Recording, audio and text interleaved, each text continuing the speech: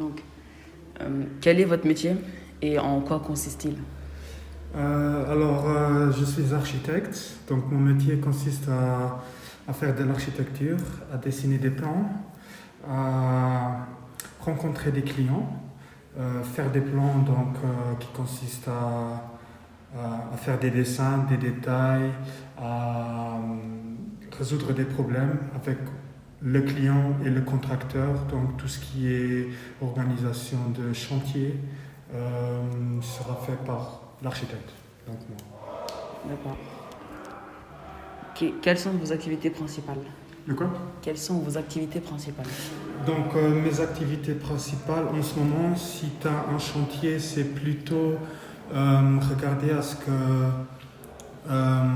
tout entre le client et le contracteur fonctionne correctement, pour que le client il reçoive ce que lui il planifie à avoir et que le contracteur soit content et que tout soit dans le budget. Donc pour un architecte, le plus important c'est que le budget soit correct. Si le client a un X somme d'euros pour investir, l'architecte doit faire en sorte que le contracteur ne dépasse pas cette X somme d'euros. Quel matériel utilisez-vous régulièrement dans l'exercice de votre métier? C'est l'ordinateur. C'est l'ordinateur et un stylo. Donc le stylo, par exemple, sera utilisé pour faire des croquis, à communiquer au plus vite possible avec les clients ce que lui il a dans la tête ou ce que lui il désire. L'ordinateur, c'est plus ou moins pour communiquer avec le contracteur. Donc mon métier aussi consiste à traduire tout ce que j'ai fait en stylo sur ordinateur ou en tracé virtuel et de le présenter au contracteur pour que lui puisse construire tout ce que le client veut. Avez-vous des responsabilités particulières? Oui, la responsabilité, c'est plus ou moins le chantier. Donc, s'il y a des fautes que le contracteur il a commis et que le client il ne veut pas voir ou que par après, quand le bâtiment soit construit, qu'il y a des fissures dans les murs, c'est la responsabilité de l'architecte. Donc, il faudra résoudre tous ces problèmes le plus vite possible et le moins cher possible. Travaillez-vous seul ou en équipe? Ça dépend. Ça dépend de bureau en bureau. Donc, dans ce bureau-ci, on travaille avec des équipes de 2 à 3 personnes.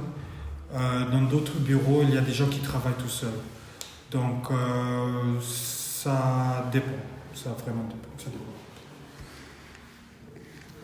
Est-ce plutôt une profession masculine, féminine, mixte? Moi, ce que je dirais, c'est mixte. Donc, comme tu as comme tu as vu dans le bureau, il y a plutôt. On est moitié-moitié, donc moitié femme, moitié homme. Mais il y a pas mal d'architectes féminines que je trouve bien et qui font leur boulot dans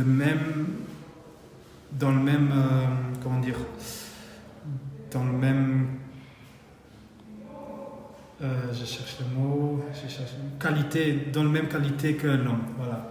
Donc, il y a des architectes connus femmes, comme Zaha Hadid, mais aussi il y a des architectes mâles qui sont, par exemple, Frank Gehry, Mason Dabo, tout ça. Donc, c'est vraiment mixte. Vos horaires sont-ils réguliers? Sinon, expliquez pourquoi. Les horaires ne sont pas toujours réguliers parce que ça dépend si tu as des compétitions, par exemple, qui doivent être rendues le lundi ou le mardi. Ça se peut que pendant la semaine, on travaille jusqu'à 8 heures pour finir la compétition. Donc, dans le monde de l'architecte, le plus important, c'est vraiment la date limite pour rendre les choses, donc le rendu.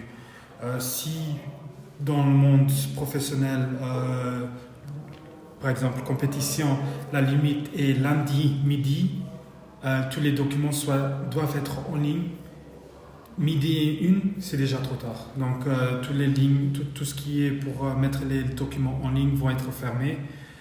Donc, les plateformes ils vont être fermées. Donc, et si tu n'arrives pas à respecter le temps ou le timing de tes projets, alors en tant qu'architecte, ça va être difficile. Décrivez l'atmosphère dans laquelle vous travaillez. Par exemple, bruit, salissure, odeur, chaleur, poussière, etc. Ça dépend aussi des bureaux. Donc, dans un bureau, dans le premier qu'on était, c'était assez compact. Donc, il y a beaucoup de monde qui sont dans les bureaux. Donc, les téléphones, ils sont tout le temps en train de sonner. Sinon, ça, c'est assez sympa. Il n'y a pas trop de bruit, sauf si, par exemple, vous êtes sur un chantier. Alors là, il y a des travailleurs qui crient des bruits, des marteaux et tout ça. Cependant, si dans les bureaux, si tu as des affaires à faire qu'il ne faut pas parler avec quelqu'un, tu peux toujours mettre des écouteurs et écouter la musique. Travaillez-vous plutôt à l'extérieur ou à l'intérieur, assis, debout, en ville ou à la campagne? C'est un boulot plutôt assise, sauf les jours où il faut se rendre sur un chantier. S'il pleut, s'il fait froid, je ne sais pas, s'il y a une tempête, il faut toujours sortir, aller contrôler sur les chantiers.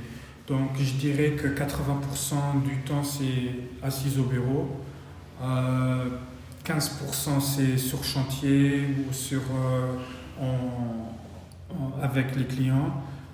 Ça se peut aussi qu'on se retrouve en centre-ville avec les clients pour aller boire un truc et discuter les plans. Et les autres 5%, c'est plutôt, disons, trajet, ouais. Votre métier présente-t-il des risques particuliers?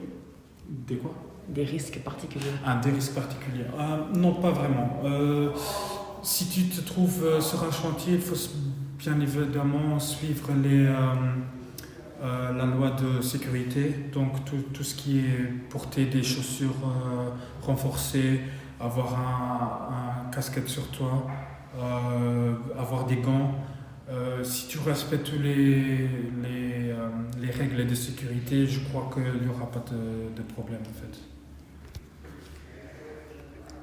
Êtes-vous amené à vous déplacer, donc dans le local, national ou à l'international? Ça dépend des projets. Donc, s'il y a des clients qui veulent bâtir, par exemple en France ou en Allemagne ou en Belgique, il faut se déplacer bien évidemment internationalement. Donc, à cause des chantiers, il faut aussi se déplacer tout le temps. Mais à part ça, je ne crois pas. Non. Votre condition physique est-elle importante pour votre métier? Non, pas du tout. Mais c'est bien évidemment important de rester en mouvement. Donc après, je crois 3 heures d'assise, tout le monde se lève, aille boire un café ou va aux toilettes ou même sortir pour fumer ou pour faire un petit tour à pied de 5 minutes, c'est toujours possible.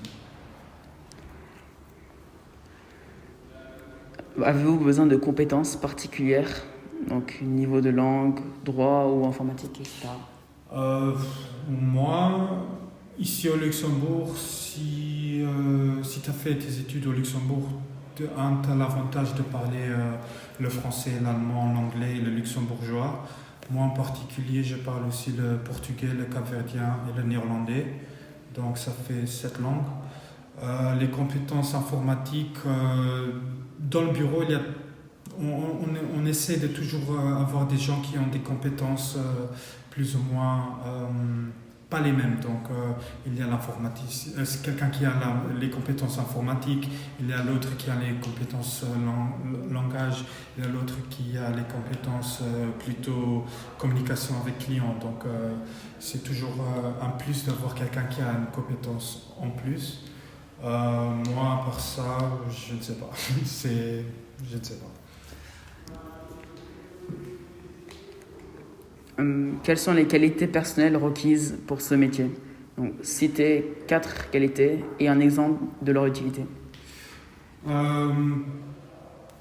Moi, je dirais, c'est être communicatif. Donc, avoir une bonne relation avec les clients, ça c'est vraiment important. Donc, le premier aspect du client que le client a de toi, c'est vraiment important. Si la chimie entre le client et l'architecte fonctionne très bien, alors on part déjà d'un bon pas.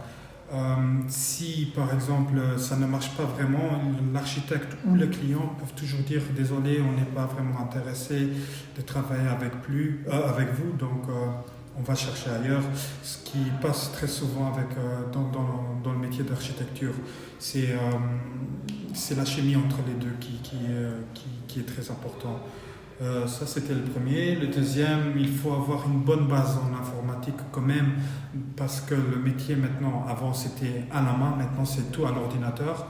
Il faut savoir aussi, ça c'est le troisième, faire des esquisses. Donc il faut toujours avoir un stylo et un carnet sur soi.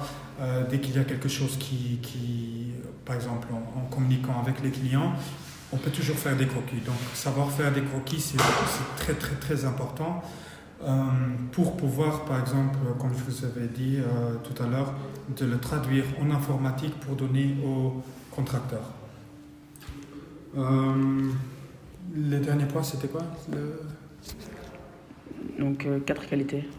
Non, oui, 4 qualités. Après, Un exemple. Un exemple, oui, bon, l'exemple avec le croquis.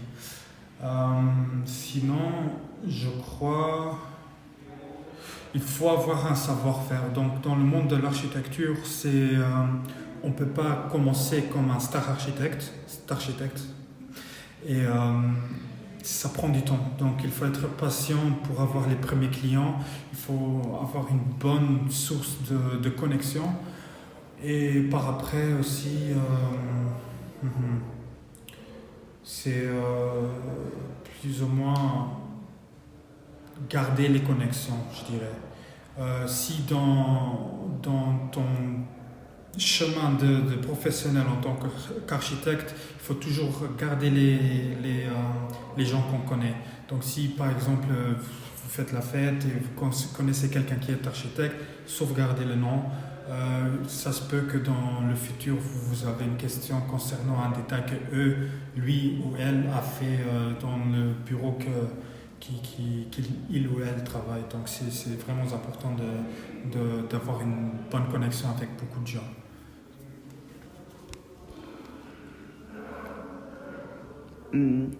Quelles études avez-vous suivies et où? Alors ici au Luxembourg, j'avais commencé au lycée, donc j'ai fait à ma mère. Là, j'ai fait le dessinateur en bâtiment. Là, après ça, donc j'ai fait ça pour, je crois, 4 ans, 3 ans. Donc de 10e jusqu'à 12e, donc c'est 3 ans. Après ça, je suis allé à Bruxelles. J'ai fait là mes études pendant 5 ans. Donc j'ai fait un bachelor de 3 ans et un master de 2 ans. Et après ça, je suis allé à Anvers pour faire mes premiers, stages ou expériences de boulot. Donc j'ai travaillé là dans des bureaux d'architecture flamands. C'est là où j'ai appris le néerlandais aussi.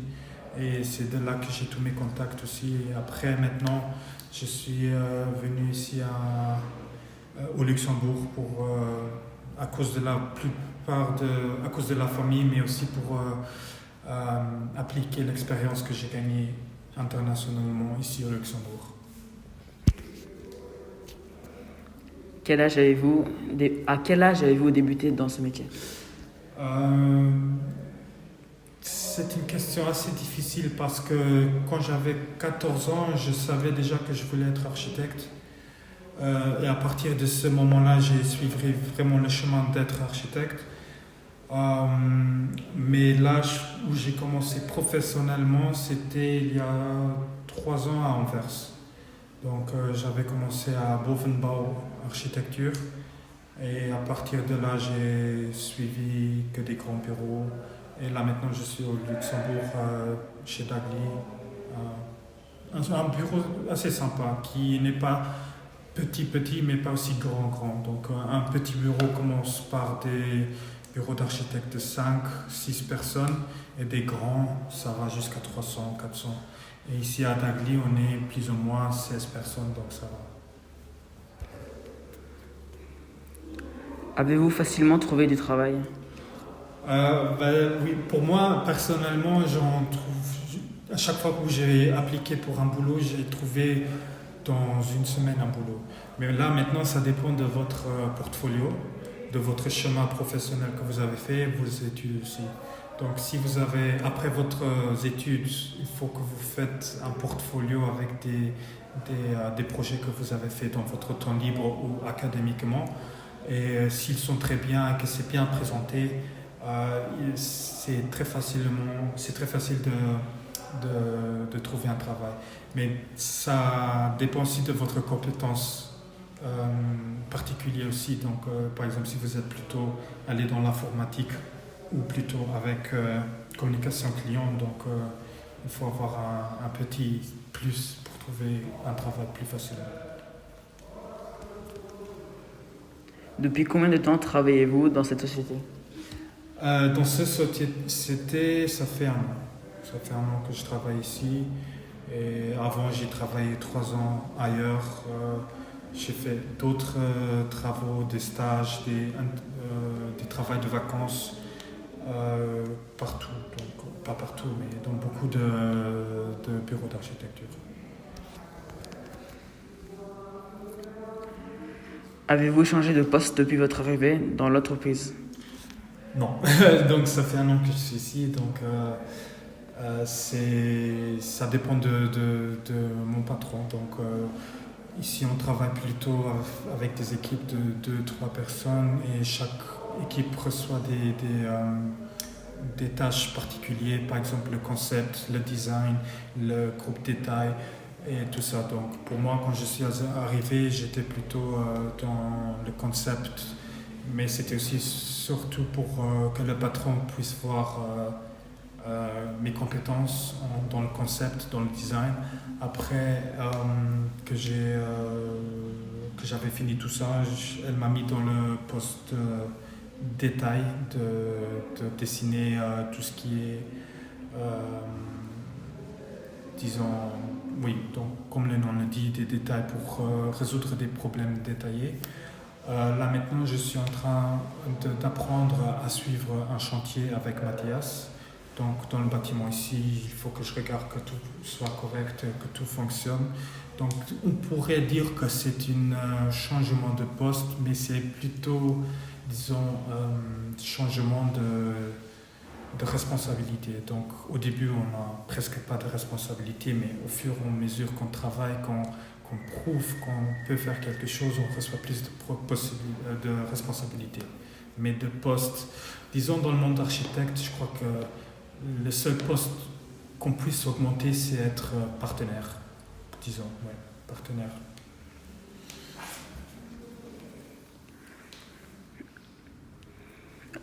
Quelle est la formation exigée pour entrer dans cette profession? Et quel niveau? Donc CAP, BEP, Bac Pro, Bac, etc. Un bac plus 3, ça serait le minimum.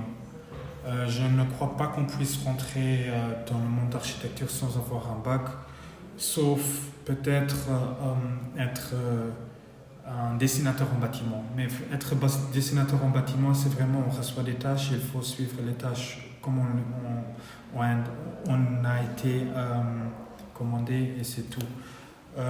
Si tu fais un bac plus 3, donc un bachelier, tu reçois un peu plus de responsabilités, tu peux commencer à penser par toi-même et à résoudre des problèmes. Si tu finis un master plus 2, c'est que tu as vraiment fait tout un cycle d'architecture et que tu puisses vraiment commencer ton propre bureau. Sans ça aussi, tu peux pas sans le master, tu ne peux pas ouvrir ton propre bureau. Donc, il faut avoir le bachelor et le bac, et le master plus 2. Après quand tu ouvres un bureau, tu peux commencer à travailler ou bien tout seul, ou bien tu commences tout doucement à embaucher une personne, 2 personnes, après un secrétaire et tout ça.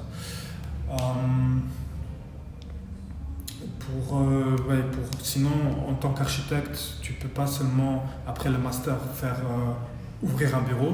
Ce qu'il faut faire, c'est au moins, au Luxembourg, c'est 1 an, en Belgique, c'est 2 ans. Il faut faire au moins 2 ans de stage pour être accepté par l'Ordre des architectes. L'Ordre des architectes, c'est une société au Luxembourg qui fait en sorte que tous les architectes qui travaillent au Luxembourg soient en ordre avec leurs papiers, donc assurance, qu'ils ont un master et qu'ils ont fait tout le cycle d'architecture et qu'ils peuvent être faits confiance, donc qu'ils ont déjà fait des bâtiments qui sont en règle jusqu'à présent. Et finalement, qu'aimez-vous dans cette profession et que n'appréciez-vous pas? Je n'ai pas compris le premier question. Qu'aimez-vous dans votre profession? Ce que j'aime dans mon profession, c'est le design. Donc la liberté de concevoir quelque chose et de voir la conception prendre forme dans notre vie. Donc si par exemple tu es un peintre, tu crées quelque chose, il y a des gens qui l'aiment, il y a des gens qui ne l'aiment pas. Mais en tant qu'architecte, si tu crées ou que tu dessines quelque chose qui a été construit, il y a des gens qui doivent vivre dans le bâtiment, travailler dans le bâtiment. Ils doivent, que ce soit des résidences, des bureaux, des hôpitaux ou quoi que ce soit, le bâtiment a une fonction. Donc ce que j'aime, c'est avoir la responsabilité envers ça. Donc ça veut dire que si quelque chose qui a été fait qui est mal, c'est moi le responsable, donc c'est moi qui va avoir le mauvais nom. Mais si par exemple je fais quelque chose de super bien et qui gagne de reconnaissance, c'est que je suis compétent en tant qu'architecte et que mes études n'ont pas été pour rien. Donc laisser mon empreinte sur cette planète, c'est pour moi, à mon avis, le but, voir mes rêves que j'avais depuis mon enfance. Voilà. Et donc, qu'aimez-vous pas? Ce que j'aime pas, c'est tout le paparazzi. Donc, par exemple, le cahier des charges qu'il faut faire pour construire un bâtiment, il faut vraiment compter tous les nombres de portes, tous les nombres de planchers, tous les mètres carrés de fenêtres et tout ça. Donc il faut compter, il faut passer des semaines et des semaines. Et dès qu'il y a un petit changement dans le plan, il faut refaire tout le travail qu'on a déjà fait, faire des changements. Ceci dit, c'est le but d'un architecte aussi d'être le médian entre le client et le contracteur. Mais disons que c'est un travail assez bureaucratique. Voilà. Ouais. Donc, merci beaucoup. Je vous en prie.